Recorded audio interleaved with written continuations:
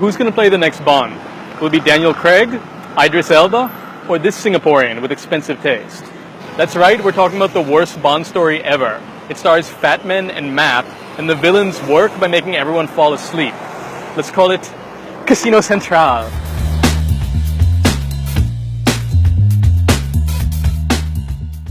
This is Arjuna Mahendra. He's Sri Lanka's central banker. He's been in the news a lot over the past few years for some bond issues that have been as scandalous as they are confusing. It's a bit like someone stealing your lunch money using calculus. We'll try to explain. Let's start someplace James Bond will be comfortable. A casino. Okay, we can't get in the casino, but we got the chips. These are government bonds, for the sake of our video at least. They're basically just an IOU. So how do you get one of these? Well, let's say this is a 100 rupee bond. I go to the central bank, I give them 100 rupees, and they hold on to it for 10 years. Then I get to keep this as sort of a receipt. Now that's a crappy game, just keeping your money under a cup for 10 years. The way they make it interesting is by giving you a sort of interest. Let's say 10%. That means each year I get 10 rupees in cash. At the end, I get my 100 rupees back, plus all of my interest, which means I can now buy a buff packet.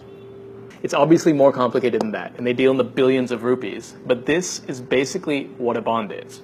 The cool thing is that you can take this thing outside and trade it on the street, and that's where you make the real money. So let's play a round of the bond game. Today's players are Pussy Galore, that's actually her Christian name, and Jaws, whose name is actually La Santa. So players, today what we're playing for is 2 bonds, each worth 100 rupees.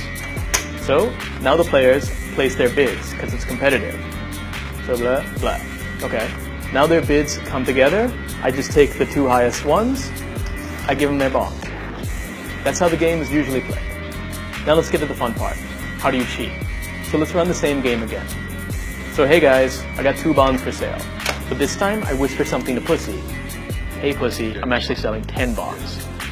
So they have placed their bids, but Pussy has some inside information. So you can see she's placing a lot of low bids. Now what happens at the end is I'm like, oh, guess what guys? I'm actually offering 10 bonds. So Pussy gets a bunch of bonds at a really good price for her. That's how you can game the system. That's kind of what happened last year. The central bank advertised 1 billion and they took 10 billion. Now that's not actually illegal and sometimes common, but it was weird that one player, Perpetual Treasuries, got 50% of those and at a really cheap price. They paid as little as 90 rupees for bonds that were trading for 121 rupees like the same day. Oh, and Perpetual Treasuries is owned by Arjuna Mahendra's son-in-law. I'm not actually peeing. So this was a scandal, but a lot more boring than like a sex scandal or your usual corruption. Then there was an election and people kind of forgot. Until it happened again. That's right, there was a second edition of Sri Lankan bond, this time called Diamonds Are Perpetual. On March 24th of this year, the central bank advertised for 40 billion in bonds, but they accepted 80. They also took them at a really crappy price. Just look at this graph. That huge dip is where we sold, and then the prices went right back up the next day. What that means is someone made a killing. And that's not all. The central bank can make prices move with just a press release. On March 30th, they released something saying that they were going to raise 400 billion rupees internationally. That made bond prices go up. Which makes you wonder, why didn't they just wait 2 days and get these bonds at a good price? Instead, a few companies got them really low, sold them really high, and they made a killing. Meanwhile, the country is stuck with these shitty debts for years. In a sort of sorry, not sorry, the central bank said they didn't do anything wrong, but they were going to change. Some of the specific changes, they said, was they're going to be more transparent about information, including the amount of stuff actually for sale, and they were going to let the EPF bid directly again, instead of getting screwed on the secondary market. For a lot of people, sorry, not sorry is not enough. They want the government to not renew Arjuna Mahendra's term on June 30th and install someone less controversial. What should you think? I honestly don't know. I'm actually surprised you watched this far. I just hope this gives you some information you can use to process the news a bit better.